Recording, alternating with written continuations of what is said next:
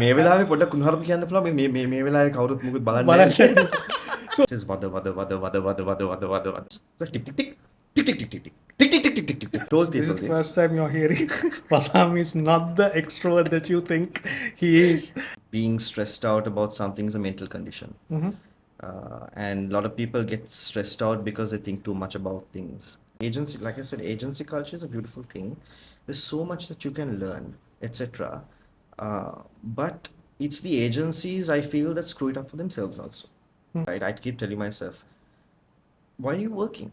If it's not, I mean, if you're not enjoying yourself, you may be enjoying your work, Yeah. but if you're not also putting yourself out there and enjoying yourself, what's the point in working? Yeah.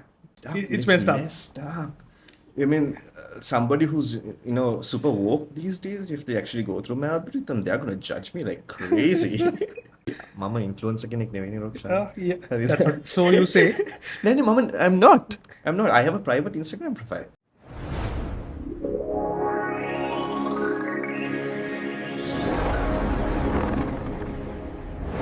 Hello everyone, welcome to another episode of the Content Room brought to you by Hype Media Network. Today we have my good friend, General Manager, Head of Corporate Communication at Loves Holding, Wasam. Thank you for coming. Thank you for having me here. It's a pleasure being here, and more importantly, I think it's a very pleasure being able to do this conversation with you, Rukshan. Definitely, it's the same. So we've been working together as agency partners, and now you're here in a corporate setting. So Wasam, I think your experience goes back to, from what I can remember, you were a DJ. DJ? Were you or a radio jockey? No, I did do a little bit of freelance TV presenting at one point, Okay. but all my life I've been a marketer. Been a marketer. So before coming into agency, you were at in the corporate side. Okay, so let me just Just quick brief. explain. So I would probably be one of those very rare marketers Okay. who is actually a jack of all trades when it comes to marketing. So just to quickly give you an idea, I actually started my career off as a designer. Yeah. As a designer. Really? Yeah. So this came at a point where I was after my O levels and stuff, and we weren't earning a lot of money at that time. I mean, we didn't have money except for pocket money and stuff, and I needed a quick way to kind of find money. I did a certificate in graphic designing, and I started doing designing. And after that, what I did was I actually joined an agency, a small agency at the time that was founded by an ex-Ogilvy creative director. Okay. And I actually joined as a copywriter there. And Okay. from there, I actually joined Phoenix Ogilvy as a writer. So I was in the creative side. And at Ogilvy itself, Rukshan, I did something that not a lot of people do. I changed from the creative side to the brand management side. Okay. In the agency itself. And from there, I have the design and the copy background as well, and the brand management background as well. And then from there on, I actually joined a client, Okay. which was Hutchison Telecommunications. Yes. And so I was a client, and I was handling a lot of ATL-based communication there. And then from there on, I joined an international marketing firm. So I have a bit of background in that as well. And then I joined a digital agency because I started a lot of digital in Hutch itself at that time. And that's when I got into digital and then got into digital strategy. And from there on is when I started my journey at Loops, Yeah. which you know me from. Yeah. Did 9 long years there as a GM first there and then CEO. And from there on, now I'm back in corporate. Back in corporate. So Wasam, I think the industry already knows you. The advertising industry, the marketing industry knows you. If you are not in this industry, basically outside this industry, who are you as a person? So I think I wear many hats, to be very honest. A lot of people would say, I'm a husband and I'm a, father and this and that and everything. No, I can't tell you anything based on that. But what I can tell you is that I try to live my life to the fullest. So in terms of that, I live for experiences. I work for experiences. So for example, I am somebody who's been doing theater, stage theater for the last 22 or 23 years, I can't remember. I'm a huge fitness enthusiast now as of the last few years.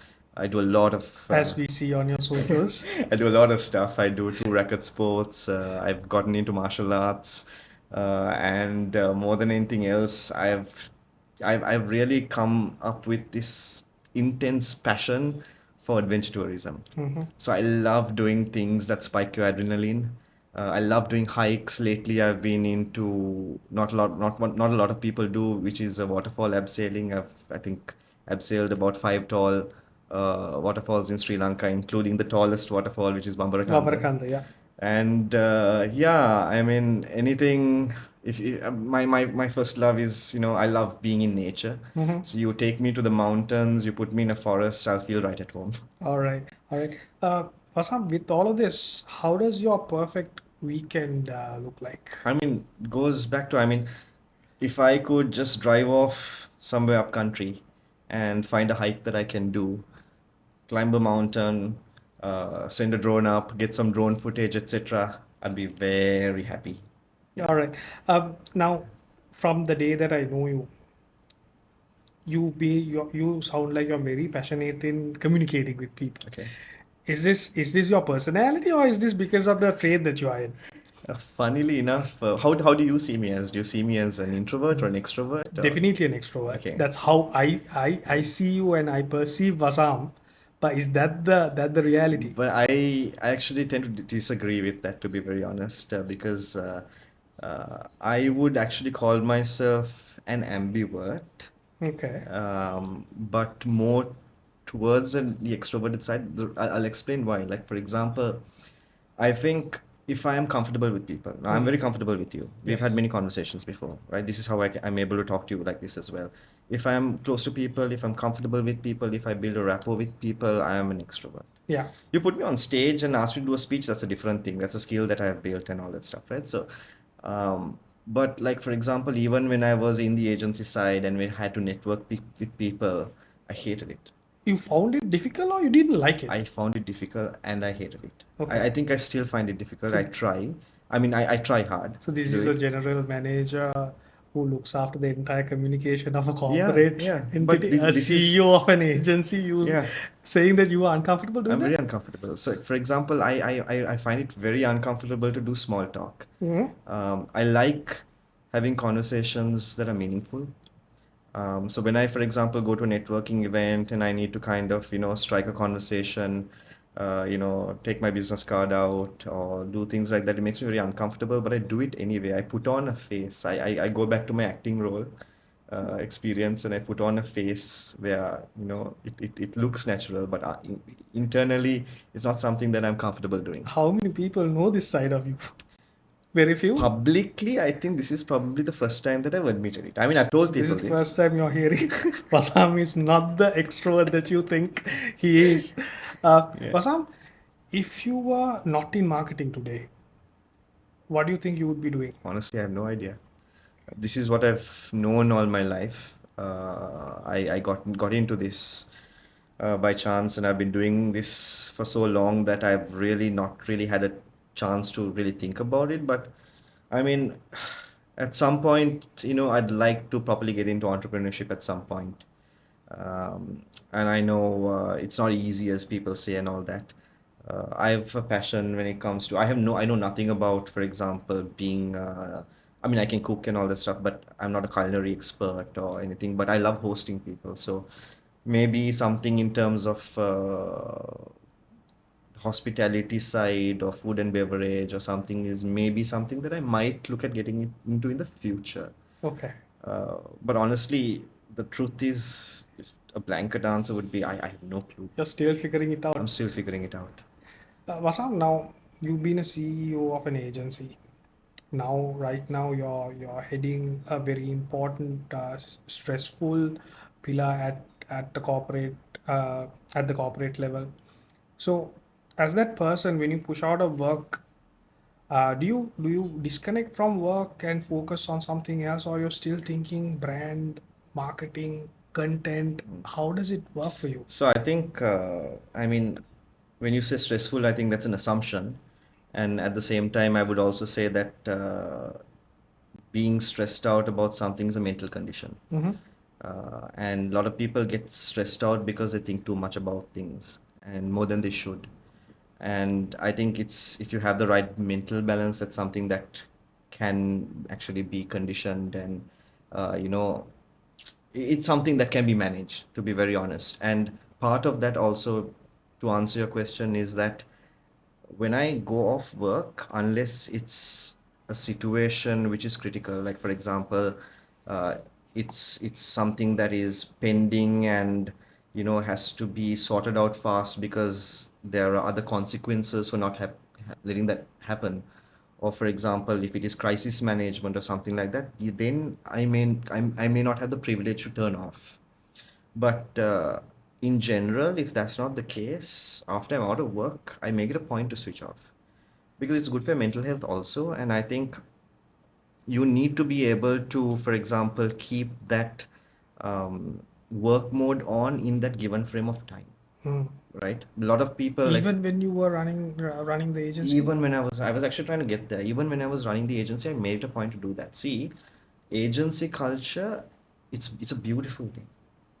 Agency culture is a beautiful thing, right? I'm Being in I'm an I'm I'm digging into this question Yeah. because it's something that I am finding difficult to manage right Yeah, now. so let me explain this, Yeah. right? Agency, like I said, agency culture is a beautiful thing. There's so much that you can learn, etc. But it's the agencies I feel that screw it up for themselves also, Hmm. right? Because now, when I was at Loops, for example, I had an issue with seeing people after 5 or 6 o'clock, Hmm. right? I sometimes stay back because I like to hang out and chill, and sometimes I do other work and all that stuff. Not because I'm on work mode, but when I realize that there are people who are working late, I am somebody who actually go up to them and I'm like, "What are you doing here? Hmm. Either you're not managing your work right, which you can't finish before 5 or 6, or you're overworked, Hmm. right? Which is something that needs to be addressed." Hmm. Right? And agencies should also have the authority to be able to kind of build that culture. And this is something that has to be done comprehensively around the network itself Hmm. to be able to tell clients no, right? Uh, because, see, for example, you go to any other place, right? You go to a tailor and you say you want to get a jacket made, or you go to a what you call furniture shop and you say you want to get a table made. They will only give it to you based on the number of orders that they have and the time frame that they can give it to you, Yeah. right? Now, will you go there and demand and say, no, I want it in the next few hours? Hmm. They'll say, I'm sorry, I can't. So why can't the agency do that? Is it a precedent that the agencies have set themselves? Because see, we are a very small agency, and we are following the footsteps of big agencies and how they do. And sometimes what I feel personally is, if I don't do that, this business will go to someone else. Yeah, so then it's like this. I would say that you have a capacity, Yeah. right? As long as you fill your capacity, you have to plan out your work hours, right? Your working quota, and Hmm. you have to price yourself right, Yeah. right? If you can't, if you have to, for example, every day stay up till late and keep delivering stuff, either you're being greedy, right, or you're not managing it right. I'm sorry, I'm not saying that you aren't, No, no, right? probably that's the I'm saying case. Yeah. that's the case, and or you have not built a respect and a big enough niche for a client to trust you enough to stay with you and know that you will deliver Hmm. a quality product even at a premium. Hmm. So I mean, I know these are things that are easier said than done. Yeah. And I'm sure there will be a lot of agency folks who look at me and laugh at me. It's, yeah, you can like say this, you're a client now and all that. But Rukshan, that's the That's case. the case. Yeah. Yeah. Because I think that's something that personally I'm also struggling at the moment. I'm also trying to fix it. I mean, blackguarded by my wife for not Hmm. switching off and, enjoying a little bit of personal time. And you should. Yeah, I should. I Yeah. should. Yeah. I mean, the thing is this, right? I keep telling myself, why are you working? If it's not, I mean, if you're not enjoying Enjoying. yourself, I mean, you may be enjoying your work, Yeah. but if you're not also putting yourself out there and enjoying yourself, what's the point in working? Yeah. Brilliant. Brilliant. Vasant, let's get into a little bit of content, which is the main topic of this conversation. Um, Answer this how you feel. Where, what type of content do you secretly enjoy when others are not watching? Okay, so Rukshan, I identify myself as an agnostic. Okay. right? Uh, so, for example, but let's just say for hypothetical scenario, I mean, I don't know if there's a, I don't know what your belief system is, but if there's a hell or a heaven or something out there, Okay. one of the reasons I'd probably be sent to hell is because of the reels I enjoy and send to other people. Okay. And I only do this with a close set of friends, and I Okay. don't usually put these up in public and all that. Okay. But I mean, I'm somebody who respects all cultures. Yeah. I respect sexuality. I respect genders. I respect people's, abilities or disabilities or whatever, right? But I can't help laughing at dark reels, Racist jokes. right? You throw me a, I mean, you throw me a racist joke, even if it's my own race, I will start hooting, right? Yeah. But that doesn't make me a bad person, I think. I No, don't no, know. I don't think so. I definitely But don't I'm think so. telling you, man, like my algorithm is up, Effed up, yeah. effed up. That was going to be my next question. I mean, if you open your TikTok, Yeah. especially, what sort of Yeah, algorithm? it's messed up. It's It's messed up. messed up.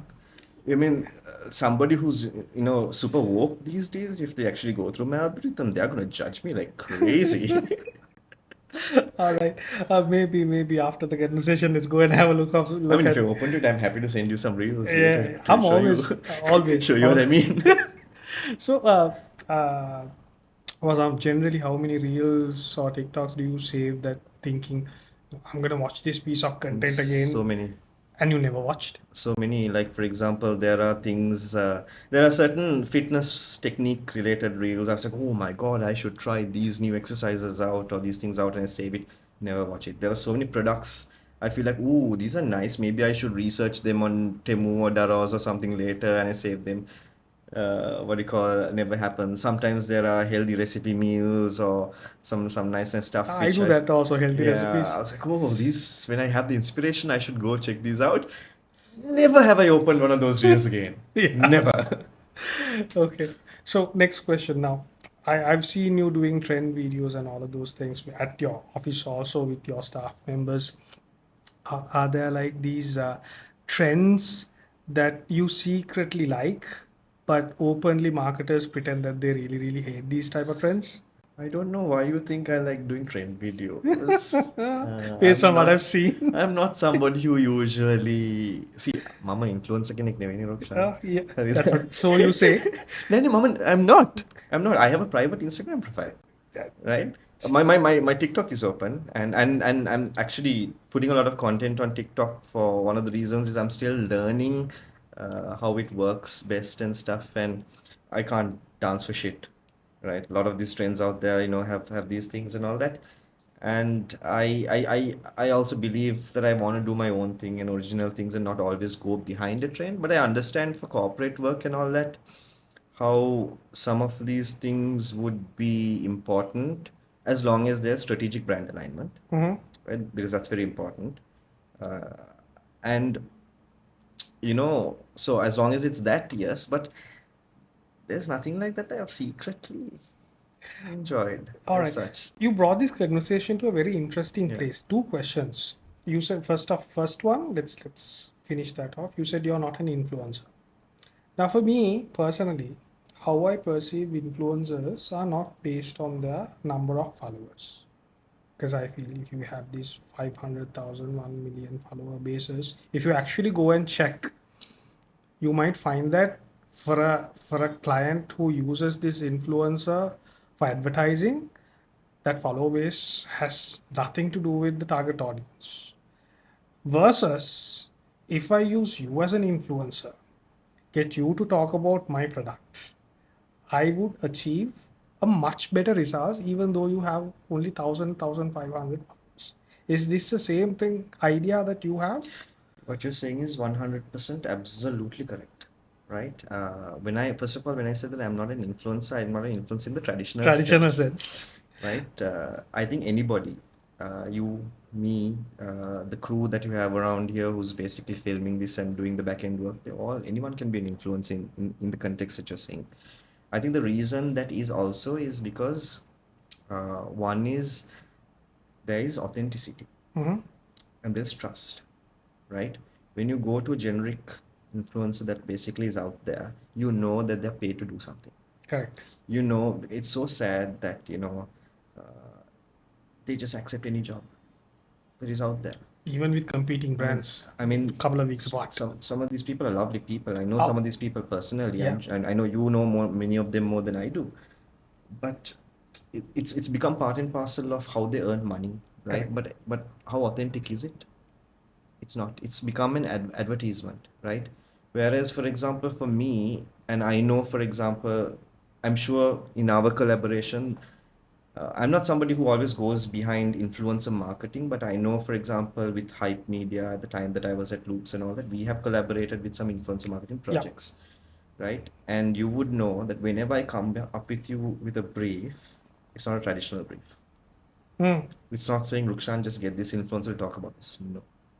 I always make sure understanding who these characters and influencers are and carefully picking them, I always make sure that your influencer contributes to your creative process, your mm, creative brief, and that they actually serve a purpose in terms of pushing the creative concept. mm, And that is what I feel that a lot of people, even in Sri Lanka, where they miss the plot. mm. Yeah. Yeah. Um, okay. Second question. I'm again taking this from what you said earlier. You said you were not you are not a dancer, and most of the trends are dancings. I mean, dance acts. Some Um, of them, yes. Most of them, yeah. most of it, yeah, which is true. Yeah, yeah, I true. mean, that platform was built around that at one point. Uh, Asam, now I've seen a lot of brands with TV ads, with digital ads, and so on. Uh, the visual that they use to communicate the message always has to do with a dance. I mean, you're selling chicken, that will have a dance move. You're a supermarket, you'll have a dance move. You're Kothoni, saying, go to me dance move. You're selling, cream soda. yeah, pens and pencils like dance. Is this why? Why? I mean, how do you see this? I mean, is this necessary? Long? I mean, back in the day, the ads were very emotional. It had a message, and we still remember sometimes that music itself brings back like the Mihire Matake Rade, right? How did we, where did we shift from those emotional content to these sort of content? See, Rukshan, I would contradict, I mean, I would say something different to that actually, because it's not all ads actually that have dance and all that stuff going on. I think it's just a portion of it. Mm-hmm. And I suppose the reason that you see it also is because for some reason or the other, it is stuck in your head. Mm. Not that I'm an advocate of it. I'm not against having dances in a commercial. Uh, I am not that I'm extremely for having a dance in a commercial for every single commercial that goes on as well. Again, I'm going back to the point of strategic alignment. If that, if you do a dance and it actually contributes to, for example, your building your brand equity, by all means, dance. Do it. Do it. Now, for example, if you look at something like cream soda, Mm. right? I have nothing to do with the brand. I've never really worked on the brand and all that stuff. But back in the day, you would have remembered those ads where they would have Yeah, these that's a school kids total. I and, would. you I know, find cream soda that those advertisements with those dancers yeah, from a different genre. yeah. Uh, Because that was the TG that they were going after as yeah, well. No? yeah, So there was relevance. correct. If you're asking me about ones that don't have relevance, I have nothing to say. I mean, what can I say? I mean, it's just bad marketing. That's the point I wanted to bring out. I mean, there are brands that a dance would be relevant, right? For that sequence, that dance move is relevant. But uh, for some, like you said, it is not. Yeah. Yeah. Uh, Another question: have you seen a TikTok or any other trend out there in the market and thought, shit, why didn't we think of this in the first place? Was there any situations like that? Not a lot, but maybe I would have seen one thing I really enjoyed, which I saw, and I was like, we should have caught on to this earlier and done this, and then I think it was a little too late. Was I don't know if you've seen this trend where old people come in the organization and they are basically delivering a speech in Gen Z terms, Yeah. right? For me, I found that hilarious, and I Yeah. think the ones who caught on to the trend early got a lot of engagement, etc. Correct. And also, I mean, there was certain alignment because it gave them an opportunity to kind of take people through their office and work culture in a very different way. Yeah. So I think so it was a dual thing, right? The Gen Zs enjoyed seeing the old guys, what do you call, speak their lingo, Correct. and the old guys enjoyed, Uh, the old guys talking what they sometimes think of Gen Z crap. yeah. Yeah. Yeah. Yeah. Yeah. Right? Yeah. Yeah. So that was fantastic. Uh, so Vasam, you've done pitches. You've sat in and heard other agencies come and pitch. Can you remember one of the most funniest pitches that you did or heard uh, in the recent past or from back in the day? Uh, shall we look at funny campaigns I've been a part of in general, Mm-hmm. right? So uh, let me actually go take a trip back to memory lane. You know, when at the time, one thing is that well, at the time I did a 4 year stint at Hutchison Telecom, Mm. Hutch. I really enjoyed myself there, Okay. right? As a client, because whatever said and done, I think Hutch is a brand that those days was also kind of underappreciated for the amount of creative work that they did, Mm. right? I'll give you an example of, for example, a simple commercial, very simple, very impactful, though it's simple and also funny. Do you remember the times of IDD? Yes. What is IDD? International Direct dialing. direct dialing. Yeah, so I Yes. think if you take the Gen Zs now, they won't be too familiar with it because they have WhatsApp and They don't Boytem make and all that normal, stuff yeah. to, Calls are not yeah. made anymore. So back in the day, I mean, we had a lot of people working in overseas countries and all that, and IDD was a big thing, right? Yeah. But we also faced a problem Okay. at that time where IDD was getting competitive and it was also getting complicated. Hmm. Like for example, some of these telco brands they would have reload a particular number and get this particular IDD package, right? Put these particular prefixes so that you could get X amount of what you call minutes for X amount of rupees, etc. And so we wanted to kind of break the clutter and we wanted to show this as a problem. Okay. Right. So I think Sarva was the agency that I was a client along with my bosses, who was Zaharin and Sanchez Enrat, who is now the CMO of Nations Trust Bank now. Um, so we wanted to break the clutter, obviously, and Sarva came up with a nice concept, which was IDD Vada, Hmm. right? So we took a word play on the word Vada. Vada. So now imagine there's no visuals and all this stuff, right? We just did wordplay. Okay. Imagine typography dancing on the screen in Sinhala and it says Vada Vada Vada Vada Vada Vada Vada Vada Vada. Okay. So let me try to attempt this if I remember the lyrics correctly. It went something like it went on a baila tune. Okay. IDD call ganna tiyana Vada.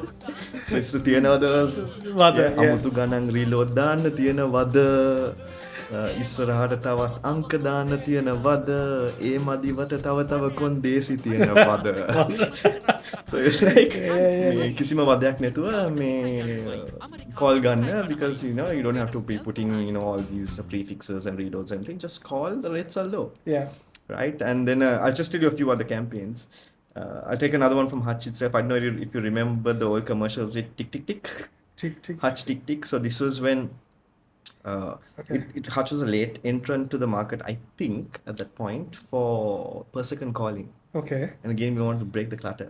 Okay. So all we did was they basically actually the main commercial was done before I joined, and then when I was there, we redid it in a different way when we brought the rates lower. Where each conversation was not a conversation, it's just gestures, arguments, like tick tick tick, tick tick tick tick tick, tick tick tick tick tick tick tick tick tick. And then you'll have like two aunties on a neighborhood across the far fence. Tick, tick, tick, tick, tick, tick, tick, tick, tick, tick, tick, tick, you know? I So- slightly remember this. So we had, saying now you can easily do per second calling. Correct. right? Fantastic. And I'll just tell you maybe a couple of more Yeah, other yeah, things. definitely. Yeah. Another very funny one was during COVID, Okay. right? This is actually when I was at Loops and SoftLogic Invest was a client, and we were very frustrated, no much during COVID times and all. We couldn't Absolutely. go out and do shoots and stuff. And I was like, I was craving to do something. I was like, no, I'm not gonna let this hold me back. And I spoke to the SoftLogic Invest team, who at that point also was very open-minded, right? Very brave clients like Ekal Hitiani or Kavi, and Yeah. I think Chamindri is still there, Chams and Harshi and all that team was there. And I proposed an idea saying, my Father's Day is coming, shall we do something cool, Okay. right? I think I remember the campaign. Yeah. And so basically, what we did was I said, Father is coming now. Let's do a strategic brand alignment on investment, but we'll do dad jokes, Yeah. right? So what I said is, look budget tone, all that. I cleared my apartment out. Okay. And I spoke to, Hirumal, who was the photographer slash videographer. I got him to come. And I got Sean Amarsekara, Mm. who is anyway known for being a funny guy, right? Voicing artist, Yeah. Dr. Sean, comedian, all that stuff. And we did a very stand-up comedy style thing where he basically read out certain dad jokes, right? Now I'll ask you a few of those dad jokes, right? Where do seagulls invest? Where do? Seagulls invest in the stock market. Right? You know that Superman, no, sorry, no, Batman invited the Justice League for an evening discussion on Bitcoin investments, but Superman didn't turn up. Do you know why? Because it was a kryptonite. Right? So, and one more I'll tell you. We did a Okay. series of this. One more, if I Yeah. remember, I'll tell you. When does it rain money? When? When there is change in the weather. Right? So, so we made sure that all the jokes Yeah. were investment related. Investment related. And how we tied it to Father's Day is basically one is just dad jokes, and we had a sign off that basically said, you know, dad jokes are another way of for dads to show their love for us. Yeah. And we said, return the investment by Mm. spending some time with him, Yeah. Fantastic. right? So that's how we aligned from this alignment everywhere. Yeah. Right? Fantastic. And the last one I will tell you is maybe something that you and I also worked together on, Yeah. which I got your support on, which is the relaunch of Albert Anker. Albert Anker. Yes. Right? Yes. Who Yes. is Albert Anker? Yeah. So during the economic crisis, we thought it was a good time to bring Albert Anker back Mm. because we needed someone to send money from London. Correct. Like we had Yeah. forex issues, and ultimately we introduced Albert Anker as a NFT, Correct. right? But the thing is, we when the way we portrayed Albert Uncle is we created socials as if Albert Uncle was posting online, and it was like an uncle just discovering social media and how to work with it. Yeah. Yeah. So Yeah. these are Yeah. some of the funny campaigns I think we've been involved with. Superb. I mean, takes me back to some of those commercials, and while you were Yeah, talking, I was just visualizing how it was so fantastic, fantastic. Thank you for sure, taking no us problem. back memory lane on all of these campaigns. Were you there when Hutch was doing the Kiana Kiana campaign? Were you at Hutch? No, That was that was before you? before me actually, way before me. Yeah. But some of these legendary stuff we kind of also looked at bringing it back. Like when I was there, we did a cappella version of Kiana. Okay. Yeah, which was nice. Because for me, two songs associate brands very strongly. Nadi Ganga, obviously, with Lion, and then Kiana Kiana Mm, uh, with Hutch. absolute goosebumps. Yeah, yeah, yeah, yeah. So my in the original version of the Kian Kian video, the little kid in the cot who's crying, that's my brother-in-law. Oh no! No way! Yes. So yeah, yeah. No, ඒකත් කිව්වා. හරි කමන්න.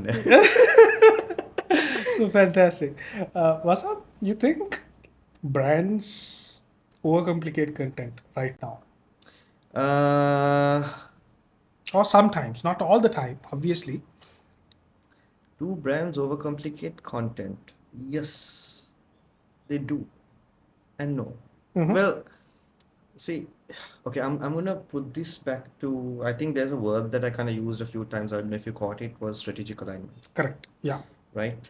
Um, where if you actually think of, because I have a beef with the marketing community sometimes. Hmm. I have a beef sometimes with my own team sometimes, with people who end up reporting to me and all that. I have this. I'm going back to kind of what do you call. I'm going to come back to this, right, as a reason why I'm talking about this. Whenever somebody comes up to me with a content idea into my room, I intently listen Hmm. because I want to give the opportunity for the person because they're passionate and all that stuff. Hari come on, katawa kiyanna. If it inspires me, I'm like, yes. But if it's not, I will intently listen and I ask one question. Hmm. Why? Hmm. Why? Because for me, a piece of content, if you don't if you strategically align it, it doesn't have to be complicated at all, Yeah. right? I'll give you an example with, um, see, let me take another campaign example. I'll bring it to a campus. I had a teammate, I think sometime last year. Now, අපි hallmarks වලටත් මිනිස්සු හරි කැමතිනේ මේ Yeah. කරන්න content and all that. Yeah. හරිද? දැන් group එකට මේ මට ඇවිල්ලා මේ ඇවිල්ලා idea එකක් දුන්නා මේ can we, so this is what we have in mind for Children's Day. Hmm. So, you wanted to, talk about, for example, their childhood, how they were as a child and this and that and everything. And I'm like, so, okay, why? Hmm. So just because it's Children's Day, you don't have to do something for Children's Day? You have to tag on to everything?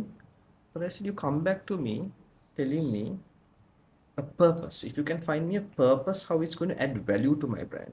Just because you do something nice and emotional and everything, I mean, it's okay, people will view it. But you take that brand out and you slap another brand into it, what makes it authentic? Yeah.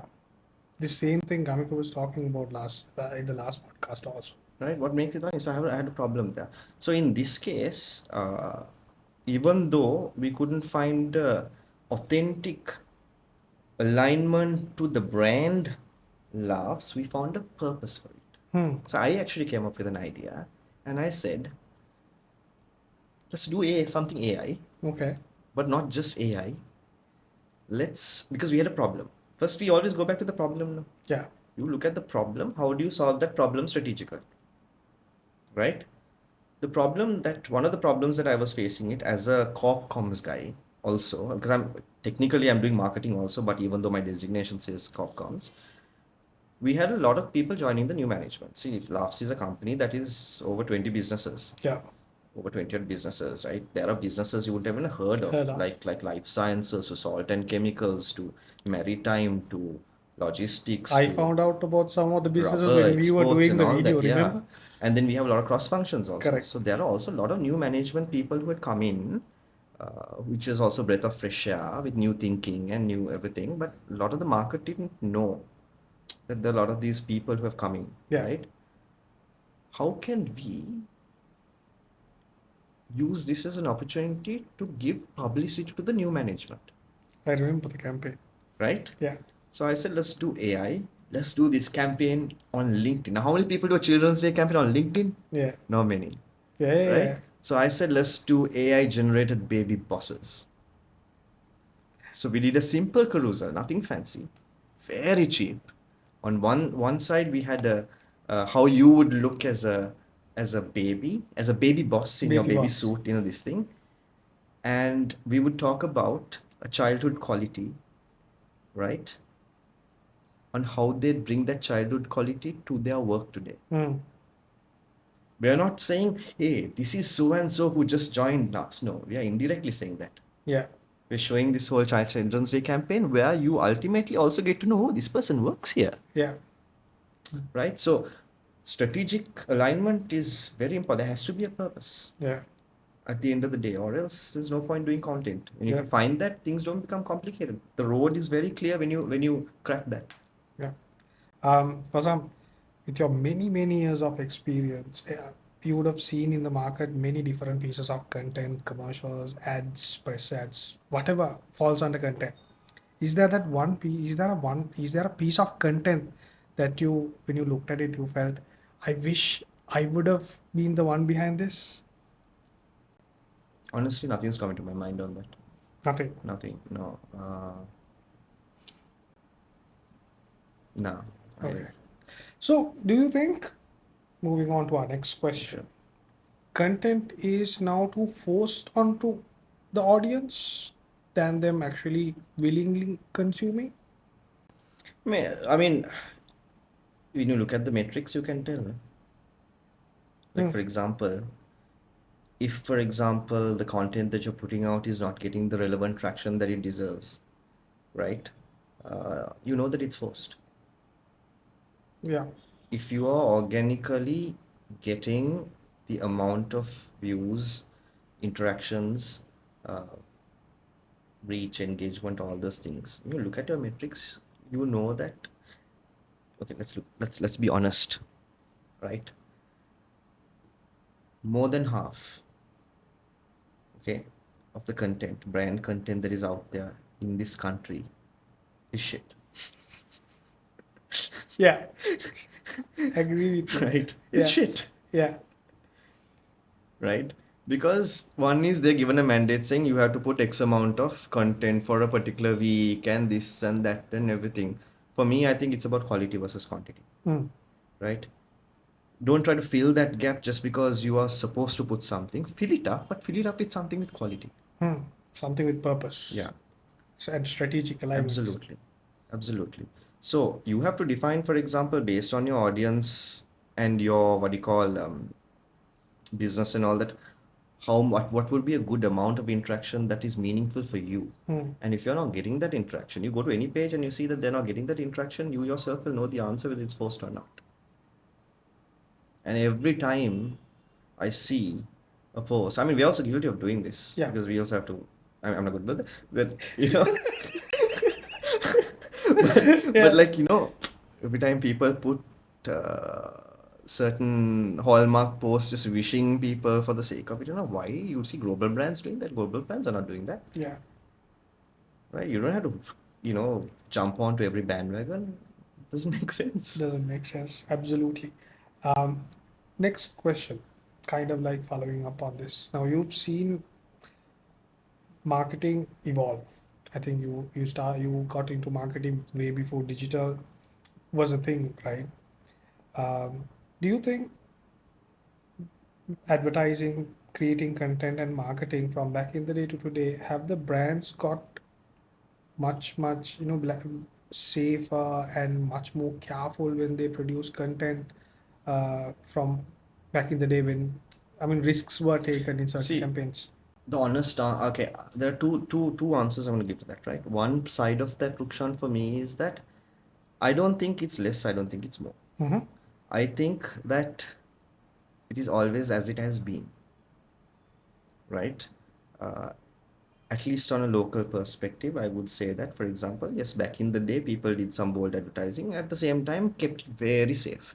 You will always have the percentage of safe higher than the bold, Hmm. right?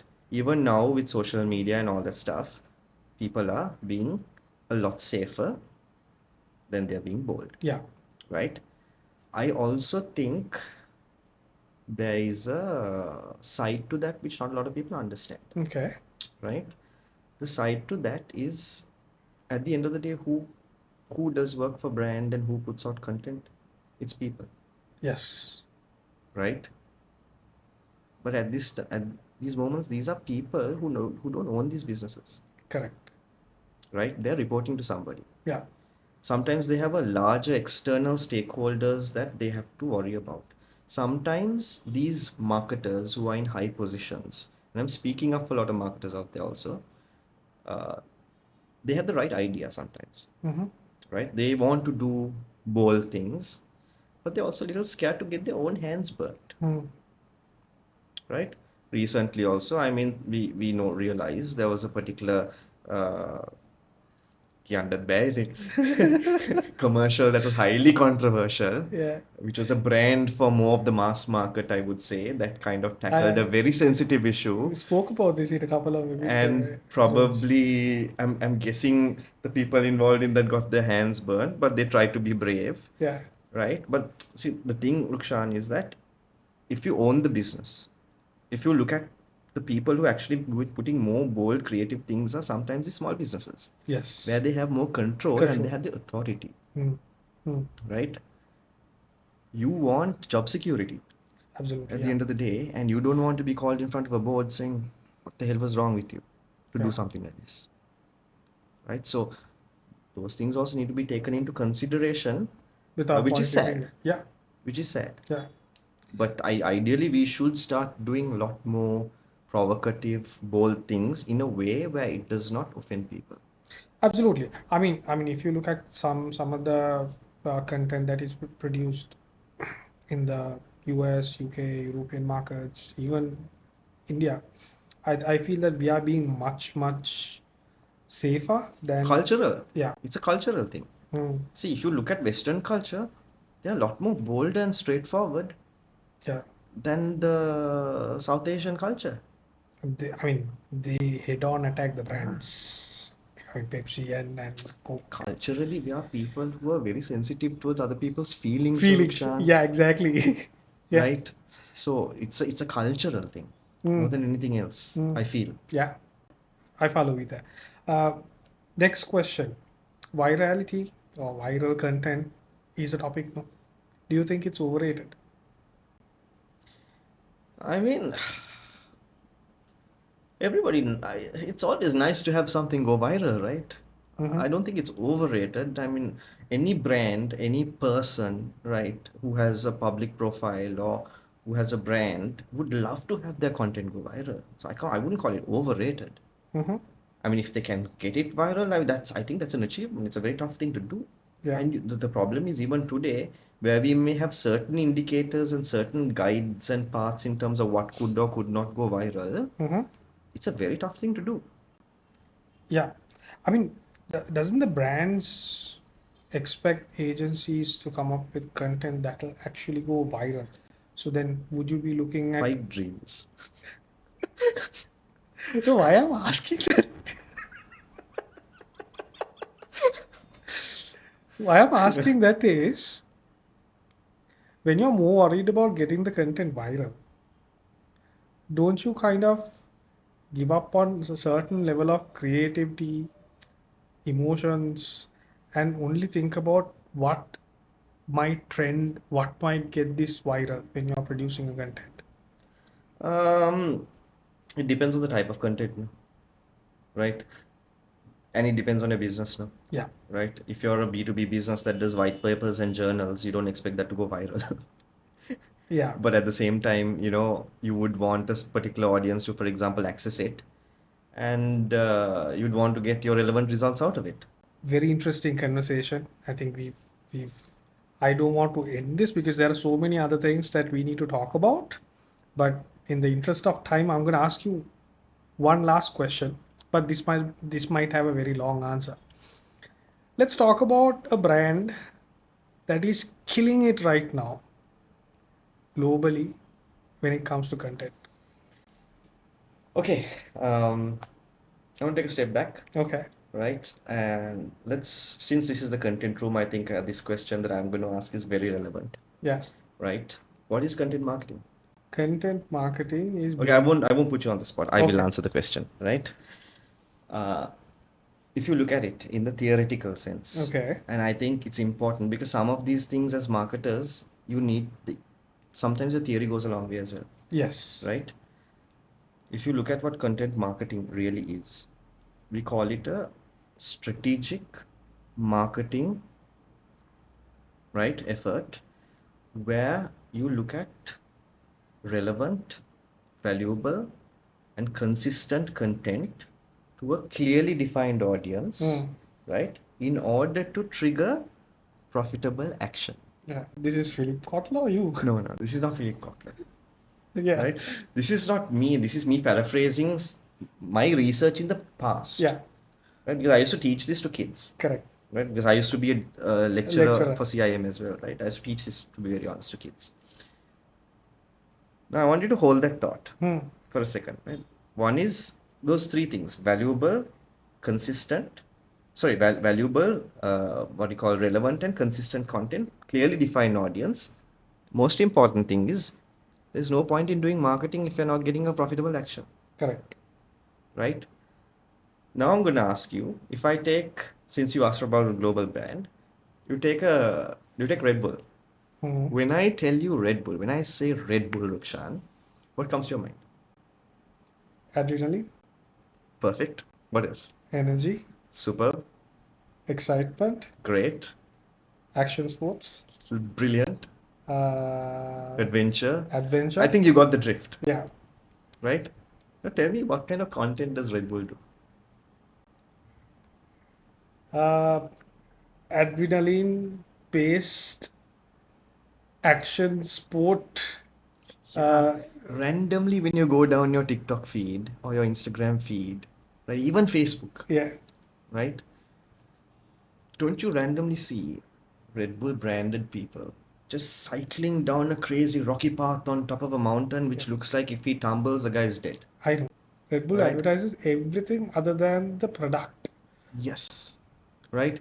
You, for example, would see people jumping off buildings to, doing the skydiving efforts to crazy roller skates to, surfing to, it's basically they are, in my understanding, it's not that I've gone into detail and research on what Red Bull does. As a consumer, my understanding as a looking at it in a strategic way, I feel that the content that they're doing is content that is usually things that are usually beyond human reach. Hmm.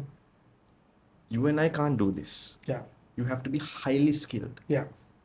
highly skilled in those Highly skilled. areas, Absolutely. right? But you see it, you see Red Bull. You mean they sponsor what you call Formula One, right? I'm not even a Formula One guy, Hmm. right? Um, why do they do this? You go to their website, they don't tell you what their SKUs are. Yeah. They don't tell you how much, where they're present, or how much, what you call, each can costs, like possibly some Sri Lankan brands do. But I'm not pointing fingers at anyone, I'm just saying. Uh, you go to their website, it's all about the latest things in adventure sports Yeah. and all these high adrenaline stuff. That's the reason why you are able to say. Now, if I say something like, no offense to these brands and all that, I don't even know if this brand's still there. If I say something like Wild Elephant, Hmm. what a okay, no, No. No. not Not even even close. not even close, right? So their content strategy is very simple. Sponsor, flood the content with, adrenaline rush stuff, Hmm. right? Yeah. So what is the profitable action here? Now let's look at the definition, maybe, Yeah. right? Relevant, valuable. Is it relevant? It's relevant to that audience. Okay. What could valuable mean? It could mean it can either be it can be either education based or entertainment based, Hmm. right? Or something like that. No, Correct. right? So to somebody who likes watching these kind of things, it's relevant Yeah. and valuable. You consume it, Yeah. and they consistently do it, Yeah. right? And what is a profitable action? When you feel tired Yeah. and you want that extra boost which you feel a coffee can't give you on a really, really, really long bad day. And when you think I need something bigger, you don't even think energy drink, you think Red Bull, Red Bull. right? And one other brand which I have a lot of admiration for, which I'll tell you is, have you heard of the brand Ben and Jerry's, the ice cream Yes. brand? I think it's one of the most famous ice cream brands in the United States, I believe. They go with purpose-driven marketing, Correct. right? They are heavily into purpose-driven marketing. And if you go to their site and even go to their about section and stuff, I love how they say this, right? They say that we believe that ice cream can change the world, Hmm. right? Yeah. And they have clearly defined the areas and causes that make their brand and Hmm. what they invest in, right? So they look at LGBTQ rights to political activism to human rights to all sorts of things that brands are so scared Scared to to get talk in. about. I'm going back to your previous question of being bold. Yeah. Now these guys super bold, Yeah. right? Even if it's about some elections and stuff, they will vote. They will what you call push people to go and vote, Yeah. right? Yes. So what is a profitable action here? Who's the audience? They are looking at clearly people, different categories of people who care about certain causes. What is the profitable action here? You're building brand loyalty, you're building brand admiration, Yeah. building emotional connection, Yeah. right? And from there, what happens is next time you go and you have a sea of products in front of you, because you're always consuming that particular content. One is you have top of mind recall. Mm. Two is you feel like you want to support that brand because they care about the things I do. Absolutely. That's where profitable action comes in. Absolutely. So I wish that brands in Sri Lanka would understand this a lot better. And it's not a one-person job. It has to be a cultural shift within an organization. Otherwise, you cannot achieve it. You think this is possible in Sri Lanka? Absolutely possible. Maybe not with existing organizations unless the leadership itself believes in something like this. Um, but if it's an organization that's up and coming and then building themselves, they have the opportunity to be pioneers. All right, absolutely fantastic. Thank you very much, Wazam. No This problem. this was an amazing podcast. I'm really sad that we have to cut it here, but definitely let's have another chat because Yeah. there are so many topics about content that we can. Congratulations to anyone who managed to sit through all of this, because you and I know attention spans are shit. Yeah. මේ වෙලාවේ පොඩ්ඩක් කුණහරුප කියන්න පුළුවන් මේ වෙලාවේ කවුරුත් මුකුත් බලන්නේ නැහැ. So if you're watching the episode up to this point, that means you love content and you love to listen to what's happening in the marketing industry. So don't forget to subscribe. And if you need to ask Wazam any questions, unless you have a direct line to him, please post a comment and he would be happy to come and respond to you.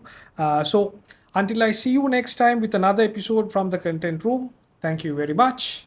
Adios.